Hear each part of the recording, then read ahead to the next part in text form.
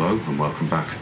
I've got the Lima Deltic sitting there on the incline with a rake of Maroon coaches ready to go, but firstly we'll just get this princess with her coaches back into the station.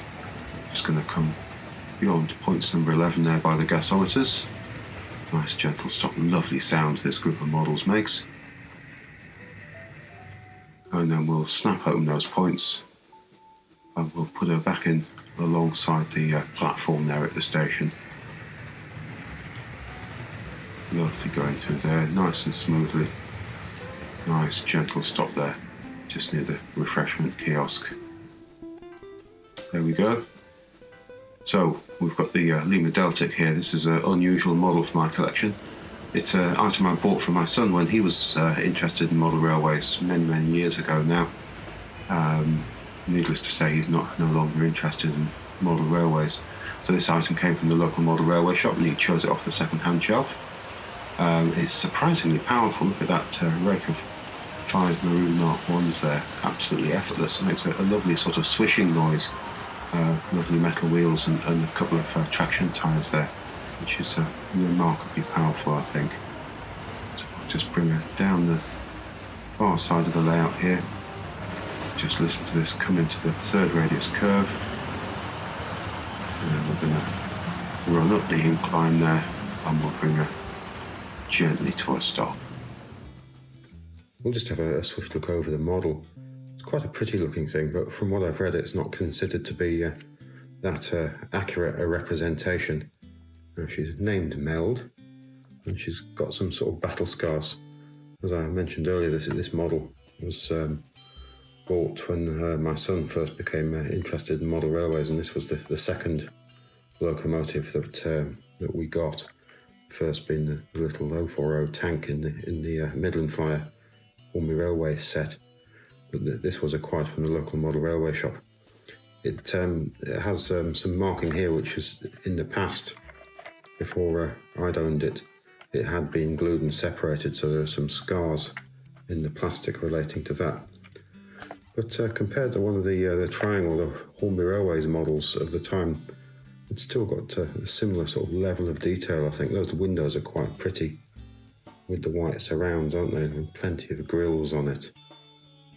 So the other thing is it is exceptionally heavy, which I think accounts for its tremendous pulling power on the layout.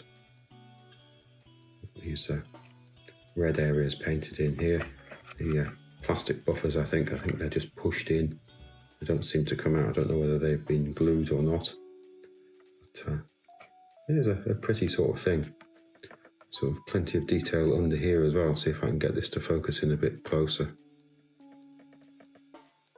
Quite nice stuff going on there, even on that sort of lower edge. If we look underneath here, we've got the Lima's name there and Italy. See some sort of scraping here. It doesn't like the mail operation ramps and so on. It scrapes on there a little bit.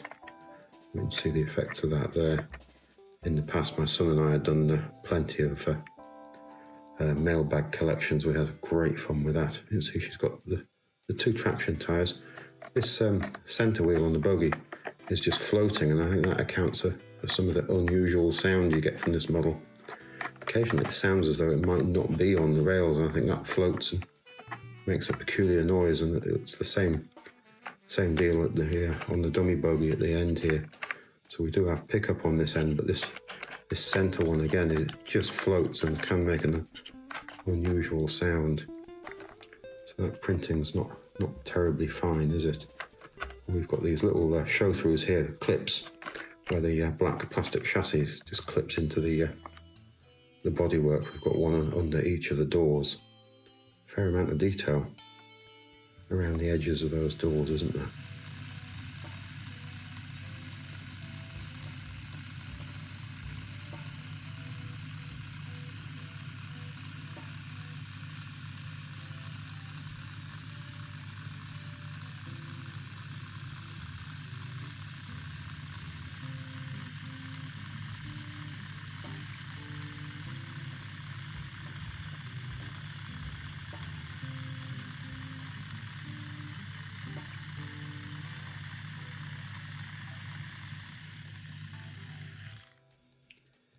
Fairly smooth running motor, sort of a Ringfield style motor.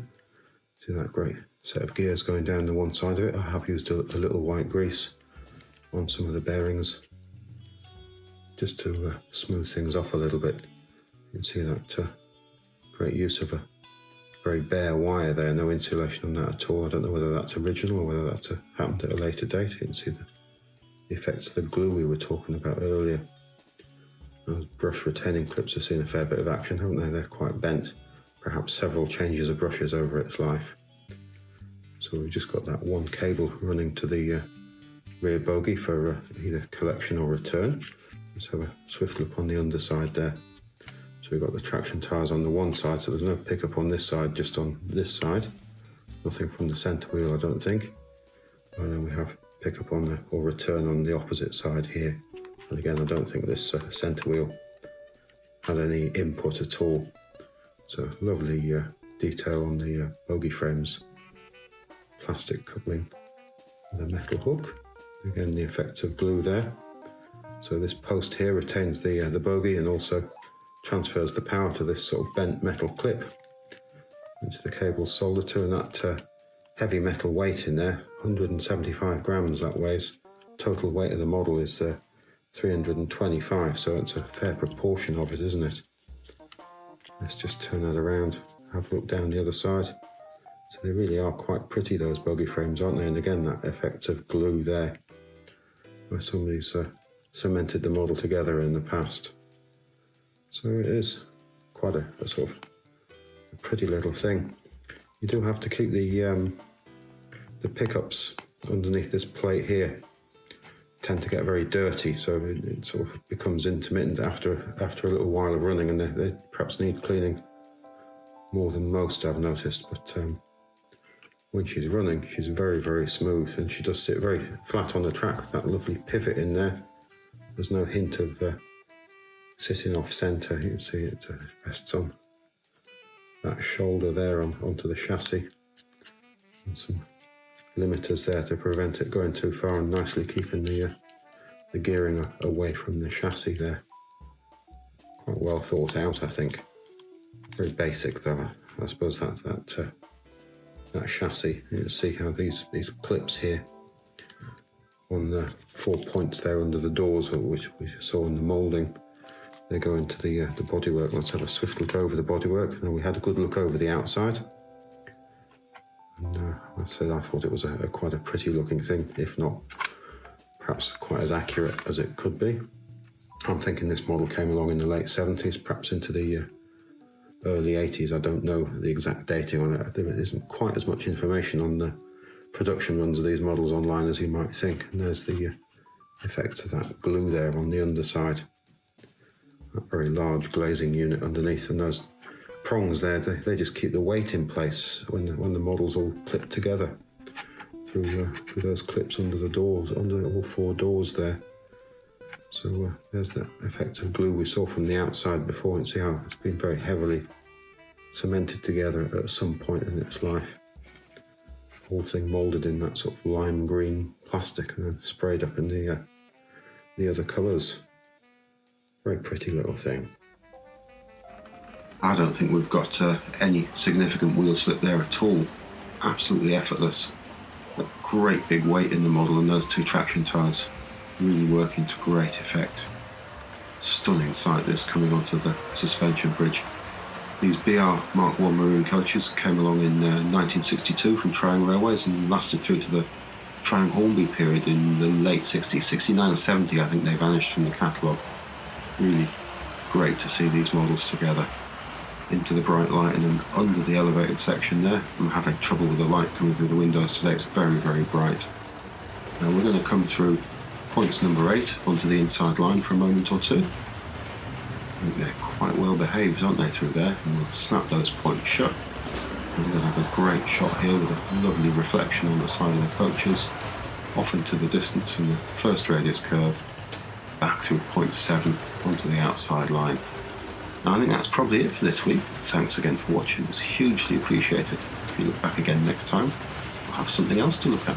Goodbye now.